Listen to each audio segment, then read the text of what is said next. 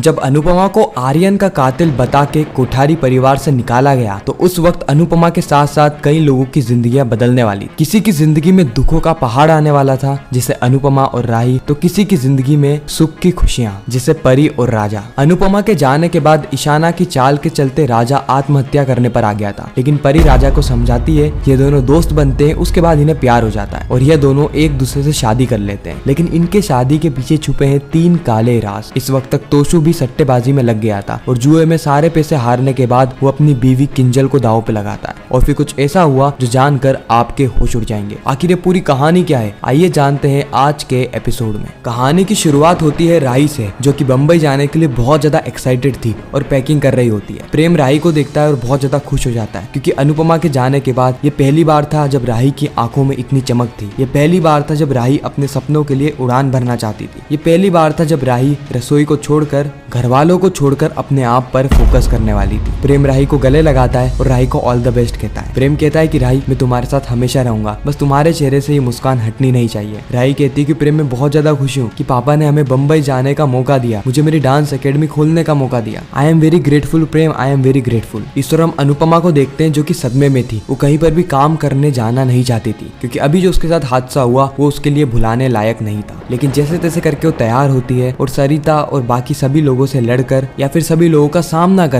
वो काम के लिए निकल जाती है। किस्मत भी कैसी लेख लिखता है। राही जिससे मिलने जा रही है उनका नाम है मनोहर और ये वही इंसान है जिसके यहाँ अनुपमा को खाना बनाने का काम मिला है। हालांकि अनुपमा के दिमाग में वो सारे फ्लैशबैक अभी भी चल रहे थे कि किस तरीके से एक बदमाश आदमी ने उसके साथ छेड़छाड़ करने की कोशिश करी और जब वो रंगे हाथों पकड़ा गया तो उसने पूरी कहानी ही बदल दी और अनुपमा को दोषी ठहराया। जिसके बाद अनुपमा के साथ मारपीट हुई और अनुपमा को टॉर्चर किया गया। लेकिन अनुपमा अपने आप से कहती है कि नहीं अनुपमा, तू नए शहर में रह रही है, ऐसी घटनाएं होगी तो तुझे उसका सामना करना होगा, डर के नहीं भागना होगा। इसलिए अनुपमा निकल जाती है मनोहर लाल के घर। दूसरी ओर हम प्रेम और राही को देखते हैं जो कि फ्लाइट पकड़ के बम्बई में आ गए होते हैं। बम्बई में आते ही ये सीधे जाते हैं मनोहर लाल जी के ऑफिस में ताकि यह उनसे मुलाकात कर सके। लेकिन इन्हें वहां जाके पता चलता है कि वह ऑफिस में है ही नहीं, इसलिए यह दोनों उनसे मुलाकात करने के लिए उनके घर जाते हैं और अनुपमा भी घर के लिए निकल जाती है। लेकिन किस्मत को तो कुछ और ही मंजूर था। अनुपमा और राही बीच रास्ते में ही टकरा जाते हैं। अगले ही पल हम परी और राजा को देखते हैं जो कि शाह परिवार में आए होते हैं। मिलने नहीं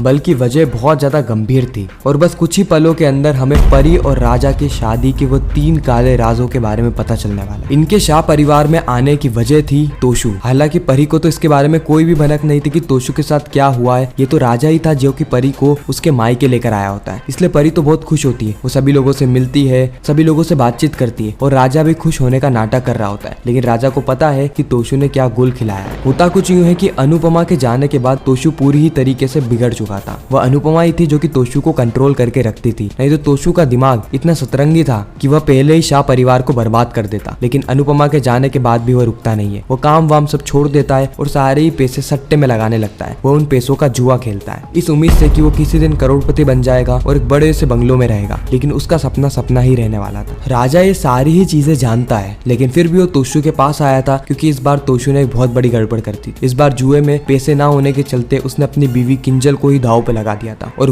वह दाव हार गया। लेकिन अभी तक इसके बारे में घर में किसी को भी नहीं पता है। लेकिन जब वह गुंडे आएंगे जो कि किंजल को उठा के ले जाएंगे, उसी के बाद से ही सभी को इसके बारे में पता चलने वाला है। लेकिन इससे पहले ही वो राजा को कॉल करके मदद की गुहार लगाता है। इस वक्त तक तोशु के पास ऑप्शन था कि या तो वो अपनी बीवी दे दे या तो वो कुछ पैसे ला कर दे दे और महीने महीने इंस्टॉलमेंट चुकाता रहे। इसीलिए वह राजा से मदद मांगता है और कुछ पैसे की डिमांड करता है। अब राजा तो है ही भोला इंसान, इसीलिए वो पैसे लेके सीधे तोशु के पास आ जाता है। लेकिन तोशु यहाँ पर भी हरकत करता है। यह उन पैसों को कर्जा चुकाने की जगह और जुए में लगा देता है और वहाँ पर भी पैसे हार जाता है। अब हमें राजा का फ्लैशबैक बताया जाता है कि किस तरीके से अनुपमा के जाने के बाद कोठारी परिवार और शाह परिवार दोनों को ही सदमा लग गया था। कोठारी परिवार शाह परिवार से कोई भी रिश्ता नहीं रखना चाहता था, लेकिन राजा तो ईशानी से प्यार करता था। लेकिन यह सच से तो हम सभी लोग परिचित हैं कि ईशानी राजा से बिल्कुल भी प्यार नहीं करती थी। वह तो पाकी ही थी जिसके चलते ईशाना को राजा से प्यार करने का नाटक करना पड़ा। पाकी चाहती थी कि बिल्कुल राही की ही तरह उसकी बेटी ईशानी भी इस अमीर खानदान में चली जाए बहू बनकर, जिससे कि इनकी जो पैसे की टेंशन है वह भी खत्म होगी और यह लोग अपनी जिंदगी में आगे बढ़ेंगे। लेकिन ईशानी को राजा बिल्कुल भी पसंद नहीं था और यह बात वो सीधे आकर राजा को कह देती है साफ शब्दों में कि राजा, अगर तुम्हें मुझसे नफरत करनी है तो करो, लेकिन मैं तुम्हें ये बात बताना चाहती हूँ कि मैं तुमसे बिल्कुल भी प्यार नहीं करती।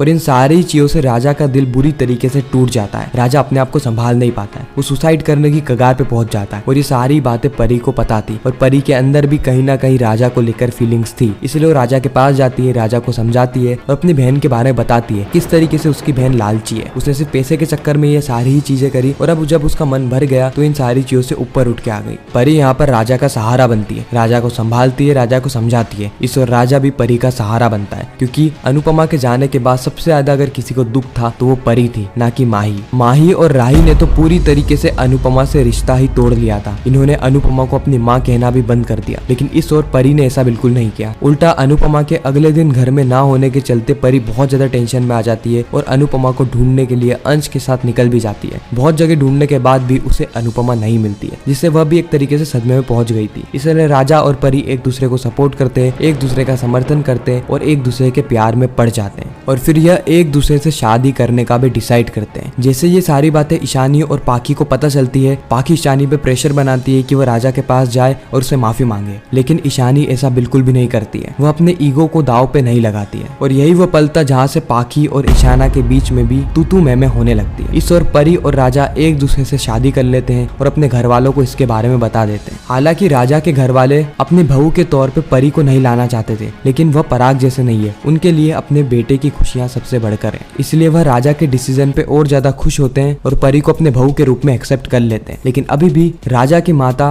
परी को अच्छी तरीके से ट्रीट नहीं करती, क्योंकि उन्हें परी के मोटापे से समस्या है। इस शादी से ना तो ईशानी खुश थी, ना ही पाखी खुश थी, ना ही कोठारी परिवार का एक भी सदस्य खुश था, लेकिन खासकर ख्याति, वह अनुपमा से इतनी ज्यादा नफरत कर बैठी है कि वो अनुपमा की बेटियों को अपने घर में बर्दाश्त ही नहीं करना चाहती। इसलिए वो राही से भी लड़ पड़ी है, लेकिन वो माही को कुछ नहीं कहती, क्योंकि माही ने उसके बेटे से शादी करी थी और उसने अपना सुहाग भी खोया है, लेकिन उसके बावजूद वह इस घर में रुकी हुई है। हालांकि माही के इसके पीछे की वजह भी बहुत ज्यादा इंटरेस्टिंग है। अगर आप जानना चाहते हैं तो कमेंट जरूर करना, मैं उसके ऊपर वीडियो बना दूंगा। इस और हम देखते हैं कि हमें प्रेजेंट का सीन बताया जाता है, जहाँ पे राजा को सारी चीजें पता चल जाती है कि किस तरीके से तोशु ने उन पैसों का भी जुआ खेलने में इस्तेमाल किया और यह वह पैसे भी हार गया। इसलिए राजा डिसाइड करता है कि वो परी की माँ को बचाएगा, इसीलिए वह सारे पैसे लेकर आ जाता है। लेकिन इस बार वो पहले जैसी गलती नहीं करता, यानी पहले तो उसने पैसे तोशु के हाथ में दे दिए थे, लेकिन इस बार वो पैसे उन जुआरी को देता है और तोशु का पूरा कर्जा माफ करवा देता है। और इसी के साथ ही खूबसूरत एपिसोड भी यहाँ पर एंड होता है। आपको यह रिकैप कैसा लगा कमेंट सेक्शन में जरूर बताना। साथ ही अनुपमा के आने वाले एपिसोड में हम देखेंगे कि हमें माही का भी राज खुलते हुए दिखेगा, क्योंकि माही और आर्यन के मौत के पीछे एक गहरा राज छुपा हुआ है। जी हाँ, बिल्कुल आपने सही समझा, माही का आर्यन की मौत के पीछे कुछ ना कुछ हाथ तो जरूर है। लेकिन क्या ये माही का एक सपना होने वाला है या फिर हकीकत में ये सारी चीजें होगी? अगर आपको ये जानना है तो कमेंट में पार्ट 2 जरूर लिखना, मैं उसके ऊपर भी वीडियो लेकर आ जाऊंगा। बाकी आपको यह रिकैप कैसा लगा कमेंट में जरूर बताना। मैं मिलता हूँ आप सभी से किसी नेक्स्ट इंटरेस्टिंग वीडियो में, जब तक के लिए गुड बाय।